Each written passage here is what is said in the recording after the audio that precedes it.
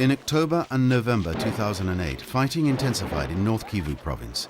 The fragile ceasefire concluded in January was but a distant memory.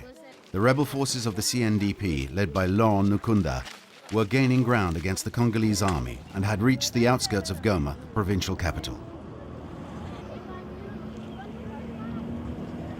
In Rutshuru, the MSF team stayed in the hospital when the fighting was at its peak.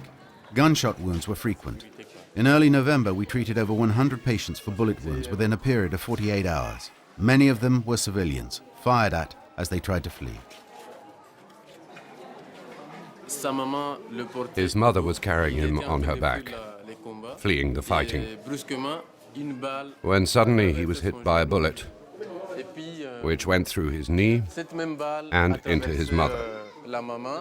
His mother died on the spot, leaving just the child. It was his father who fetched him and brought him here. The level of violence caused tens of thousands of civilians to flee south towards Goma or north to Kaina. For many of them, this was not the first such flight. MSF followed them to provide assistance. What we do is we send a team of doctors or nurses to wherever they've settled. They take care of any patients in need of treatment and they inform the population of when they'll next be back. Obviously, some cases are more serious than others, or conditions that have degenerated because they haven't been treated in time, like malaria or respiratory infections. Specialized teams also treat rape victims. As an indication of the scale of such violence in North Kivu, MSF teams treated 4,600 rape victims in 2008. In Nyanzale, they received on average 300 victims a month.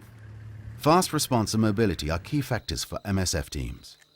In late January, the Congolese and Rwandan armies launched a joint offensive against Rwandan Hutu rebels, the FDLR, whose ranks include men who took part in the Rwandan genocide and who sought refuge in the DRC in 1994. The conflict then moved north towards Kaina. Further population movements took place. MSF responded by setting up mobile clinics, as well as a mobile surgical team, which set to work in Kaina Hospital.